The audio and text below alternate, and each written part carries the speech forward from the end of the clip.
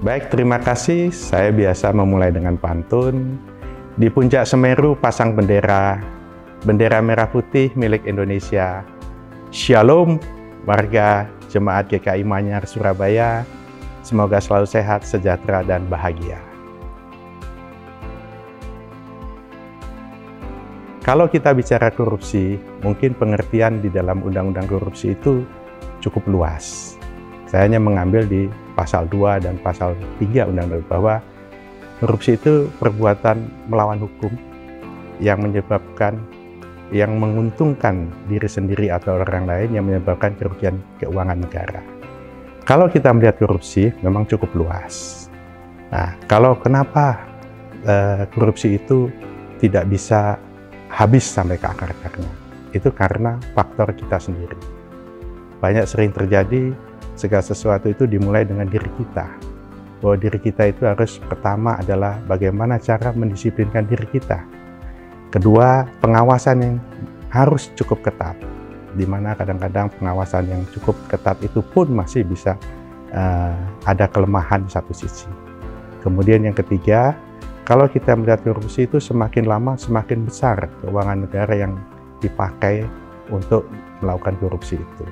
Nah, yang bisa menyelesaikan adalah diri kita sendiri, dimulai kemudian keluarga, kemudian mungkin juga di gereja untuk kita yang beragama, kemudian juga di tempat-tempat masyarakat lainnya atau di tempat umum lainnya, dan juga di kehidupan atau di pekerjaan kita sebagai penyelenggara negara atau profesional atau di swasta. Kalau kita mengatakan tantangan untuk tidak pada korupsi, itu harus dimulai dari diri saya sendiri. Terutama di tempat kerja saya. Bagaimana mulai disiplin waktu, kita masuk jam 7.30 pagi, kemudian tiap Senin kita ada apel pagi untuk keseluruhan pegawai, dan kedua adalah pada saat menangani kasus korupsi itu sendiri. Nah, demikian juga tantangan yang paling berat adalah godaan. Godaan itu sering terjadi di mana-mana. Tinggal kita katakan tidak, atau kita yang akan masuk ke dalam jurang korupsi itu sendiri. Nah, kemudian yang ketiga adalah dengan keluarga. Nah, dengan keluarga ini yang saya katakan yang paling berat adalah pola hidup sekarang masyarakat mengatakan bahwa katakan tidak pada korupsi itu hanya lip service, hanya di bibir saja. Saya selalu punya quote, berhenti minuman keras, mari minum kopi. Hidup perlu inspirasi, bukan halusinasi.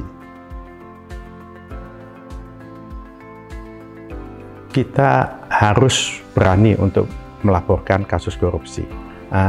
Dalam hal masyarakat melaporkan, itu di Undang-Undang Tindak Pidana Korupsi, masyarakat mempunyai legal standing untuk melaporkan kasus-kasus yang dikatakan ada tindak pidana korupsi dengan alat bukti yang cukup.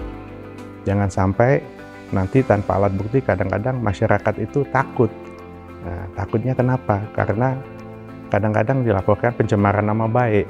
Nah, bahwa di dalam suatu legal standing tadi, saya yakin masyarakat pun tetap dilindungi oleh hukum. Karena si pelapor pun akan kita tetap jaga, kita tetap akan perhatikan bahwa apa yang dilaporkan itu betul-betul merupakan suatu tindak pidana korupsi. Dan kedua adalah bagaimana kita memulai dari diri kita, dari masyarakat, dari jemaat gereja, dan juga yang penting adalah pengawasan. Pengawasan melekat baik dalam hal tata kelola sumber daya alam, kemudian tata kelola pemerintahan, dan tata kelola lain yang cukup banyak di negara kita. Dan yang paling utama adalah kita jangan takut dalam hal melaporkan kasus korupsi. Tidak hanya tindak pidana korupsi, ada tindak pidana perpajakan, tindak pidana kepabeanan atau cukai yang menyebabkan kerugian keuangan negara dan atau perekonomian negara. Dan yang paling utama adalah masyarakatlah yang paling penting ujung tombak kami dalam melakukan pemberantasan tindak pidana korupsi. Mungkin itu yang dapat saya sampaikan. Si bulan sudah nggak seksi, cukup sekian. Terima kasih.